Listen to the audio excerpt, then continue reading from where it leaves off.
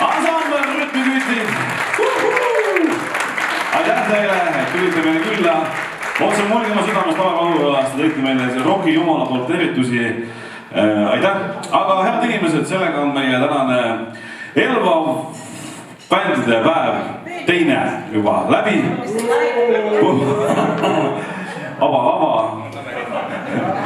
Et aitäh teile tulemast ja lõpuni vastu pidamast. Et ma saan aru, et ega ei ole kerge nii pikalt kuulata sellist kärtsu-mürtsu muusikat, aga ma arvan, et meie elus on vaja kõiki energiat, on vaja rahulikku energiat, on vaja harmoonilist energiat, on vaja ka meid kirgutavat ja ärgitavat energiat ja seda me täna saime. Ja aitäh ja publik, et te tulite. Aitäh kõigile siis bändidele ja teeme veel kord aplausiga Elva kultuuriasjule ja ikkagi Jüri Lamp, aitäh sulle. Me saame Jüriga hommikul teil 10 siin kokku ja on 1:30. Aitäh.